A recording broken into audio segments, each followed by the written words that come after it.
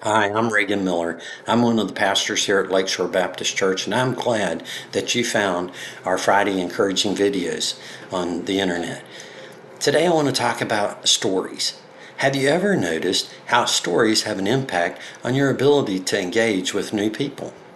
Have you ever noticed that when they begin sharing their story and you share your stories, you find there are common threads and you discover that you have things in common and you want to get to know more about that person? Marketers have figured out that through storytelling they can influence your purchasing decisions. Teachers have discovered that it's easier to learn new information if you use stories versus bullet type presentations. And pastors and public speakers have discovered the art and have developed and worked hard to share stories that are engaging and encourage a response from the listener. Why do they tell stories like that? It's because we connect through stories. I'm teaching a class on Wednesday nights, and in our class where we're talking about how are we to be a witness for what God has done in our lives. The writer of our study suggested that we think of gospel conversations as three different stories. Their story being the person we're talking to, our story, and Jesus' story. You see, if I want somebody to listen to me, I need to be willing to listen to them. I need to be genuine in that. I need to listen to hear their story, to see where they're at in their spiritual journey.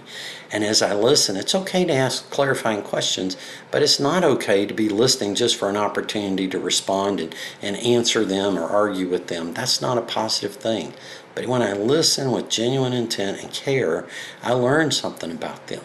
And I earn the right to share the story of what God has done in my life. And so, as we share our story, let me encourage you to think about an outline that Paul the Apostle used in Acts chapter 22. If you read the first 21 verses, what you'll find is that in the first 5 verses, Paul shares what his life was like before he knew Christ. And in the next 11 verses, he shares what happened that helped him to come to know Christ.